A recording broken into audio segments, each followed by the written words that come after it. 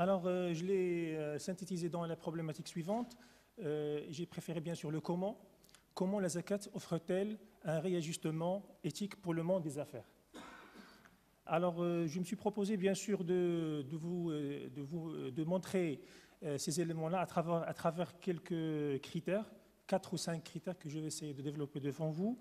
Le premier est celui qui a trait à l'effet de purification. On sait très bien que la zakat fait partie des ibadat, les actes de dévotion.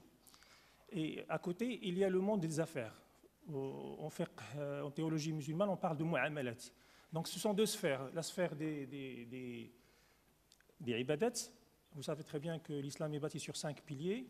À la fois en un Dieu unique, Mohammed comme messager de Dieu, la prière, la zakat, le jeûne de Ramadan et le pèlerinage. Donc la zakat vient en 3e position, juste après la prière. Donc je défile maintenant. Ça va? C'est bon. Voilà. Alors vous avez devant vous là quelques critères que je vais essayer de... Combien j'ai dit pour 10? 10, d'accord.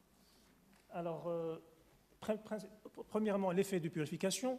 Deuxièmement, la zakat qui est accomplie après avoir atteint le niveau d'aisance.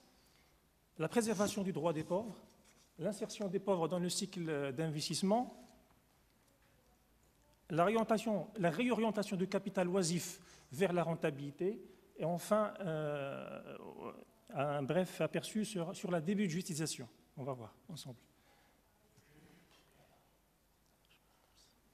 Ça marche pas? Très bien, d'accord.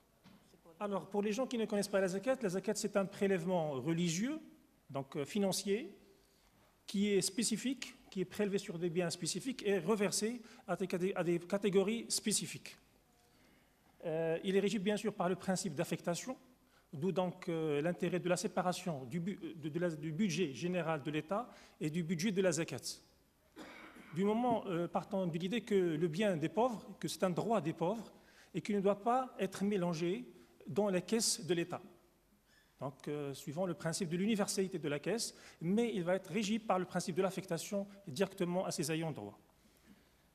Il est distribué, Dieu est intervenu dans le Coran, dans le verset 60 de la sourate At-Tawbah, pour désigner nommément une liste limitative, non exhaustive, limitative, de 8 catégories. Premièrement, les pauvres, les besogneux, ceux qui y travaillent. Ça veut dire les ressources humaines qui vont être appelées à gérer ce fonds, la collecte, la distribution. Déjà, donc, sur le plan managérial, on pense aux ressources financières. La zakat prévoit en son sein les éléments financiers pour sa gestion.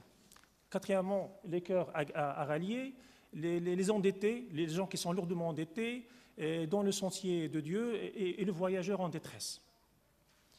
Donc, l'effet de purification, comme j'ai expliqué tout à l'heure, donc c'est la liaison, et c'est là où on voit l'éthique, c'est la liaison entre le monde des affaires, la sphère des affaires, des mu'amalat, et la sphère des ibadat, donc qui vont de pair.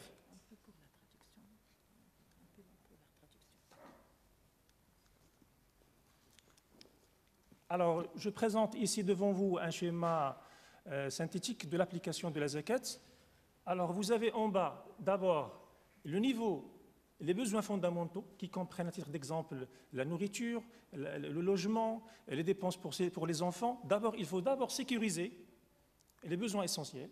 Puis, on va essayer de voir si on a atteint le nisab. Dans le système fiscal contemporain, on parle de seuil d'exonération. C'est l'équivalent. C'est le seuil d'exonération. On est requis à payer la zakat que après avoir rempli les besoins essentiels et puis atteint le nisab qui est l'équivalent de 85 grammes d'or. Et ce n'est qu'après, au-delà de cette phase, qu'on commence à se poser la question donc qu'on peut contribuer à la zakat pour les pauvres.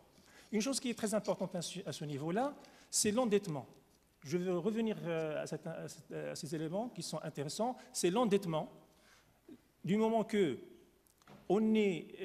lorsqu'on paie la zakat, la base zakataire, on a les biens qu'on possède, mais on déduit l'endettement. Ça veut dire que la dette d'autrui, la dette des personnes dans ce monde-là, sont prioritaires sur le devoir religieux. Ça, c'est important. Pour les entreprises, on ne paye, pour les activités, toutes sortes, bien sûr confondues, ne sont appelés à payer la zakat qu'après avoir apuré l'endettement qui sont exigibles.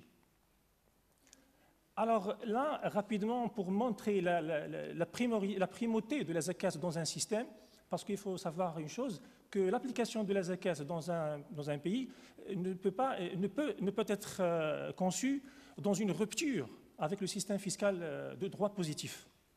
Les deux peuvent coexister. Mais la zakat vient en primauté. Pourquoi? Parce que c'est un droit des pauvres qui doit être bien préservé et bien orienté vers les ayants droit. Contrairement à la recette fiscale, de manière générale, qui doit servir les dépenses publiques, autoroutes, construction d'hôpitaux, etc. Alors là, c'est le nœud de la question, vous allez voir, c'est un cycle d'investissement. La zakat va appréhender le capital. Mais quel capital? C'est le capital qui est thésaurisé, qui est oisif, qui ne fonctionne pas. Par contre, si ce même capital est injecté dans le cycle d'investissement, la zakat s'oriente cette fois-ci vers le revenu, il n'appréhende que le revenu de ce capital. C'est pour faire pousser le capital à s'investir, à intégrer le cycle d'investissement. Et donc, le moment où le fonds de la zakat passe chez les pauvres, on va voir qu'il y a deux types de pauvres, le pauvre actif et le pauvre passif. Le pauvre passif, c'est celui qui est handicapé, qui n'a pas... Et je réponds par là à l'interrogation qui se posait notre ami Philippe tout à l'heure. Les handicapés, les personnes âgées qui n'ont pas les moyens financiers de se procurer un revenu par leur aptitude physique, ceux-là, ils sont rangés dans la catégorie des pauvres passifs. Ceux-là, la zakat sert à subvenir à leur subsistance.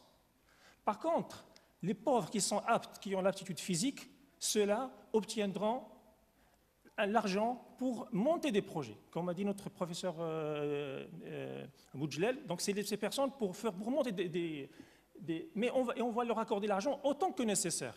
Le calife Omar avait donné un camélin, un chameau, à une personne, et après un an, il est revenu, il avait perdu l'affaire, il lui a donné un autre chameau, et cela a répété jusqu'à la troisième fois, si je ne me trompe pas.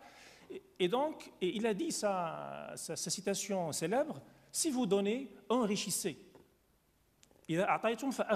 Si vous donnez, enrichissez. » Et j'ajoute un principe très important, c'est la mise en possession, at-tamlik. Ça veut dire il faut donner, il faut assurer, veiller à ce que l'argent arrive, bien sûr, et que ça devienne la propriété du pauvre. Le plus important dans ce schéma-là, c'est le moment où les pauvres, parce que c'est le but ultime, c'est de faire de ces pauvres des créateurs de richesses, et par la suite, eux-mêmes vont devenir contributeurs à la zakat. Et par là, donc, par l'effet multiplicateur, on va donc créer de la richesse et changer la nature des pauvres pour les élever et franchir la ligne de droite que vous voyez. Ça veut dire les gens qui sont en bas, on va les faire remonter vers le haut. Alors là, un mot rapide, parce que je vais terminer peut-être avec ça, c'est le dernier, avant-dernier. C'est la débudgétisation. Ça, c'est un principe, vous allez suivre, s'il vous plaît, la flèche, parce que les dépenses publiques, normalement, ou bien les recettes publiques lorsqu'ils vont monter, il y a la zakat. La moralité de ce schéma, c'est la séparation entre l'impôt et la zakat. Mais dans certains pays, il y a la recommandation de la conférence internationale qui a eu lieu en Malaisie en 1980, qui avait autorisé la déductibilité de la zakat de l'impôt. Bon, ça je ne rentrerai pas dans ce détail, mais retenez que la zakat peut être déduite du montant de l'impôt. Il y a deux types, soit de la base imposable, soit de l'impôt lui-même. Et dernièrement, un récapitulatif, parce que je termine avec ça, pour mettre l'accent bien sûr sur les choses qui sont propres à l'éthique. D'accord, comme on a dit que lorsque l'affectation est faite, il a été désigné par Dieu dans le Coran, donc il n'y a donc c'est une prise de décision qui est accordée à l'individu pour donner la zakat. Donc ni le pouvoir exécutif n'intervient, ni le pouvoir législatif n'intervient.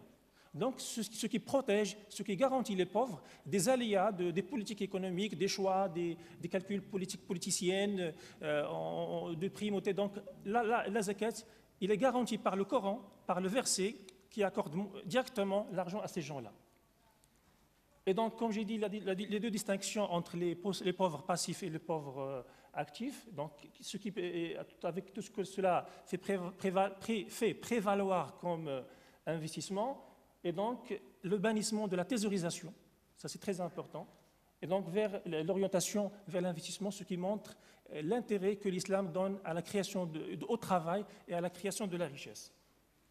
Donc, je finis donc, finalement par le fait que la zakat s'applique sur tous les biens qui sont licites. Donc, les gens qui font des activités vont s'assurer que leurs activités sont licites. Même si vous avez 1 milliard d'euros, comme a dit notre professeur hier, 1 milliard d'euros illicites vaut 0 euros en islam. Donc, s'il est illicite, et sur ce bien, sur ce patrimoine, il n'y a pas de zakat. Et la zakat, il a min tayyib. Voilà donc, et c'est là l'un des éléments fondamentaux pour permettre l'éthique et réajuster le monde des affaires vers des éléments plus moralisants. Voilà, je vous remercie. J'espère que vous avez respecté. Merci beaucoup, monsieur.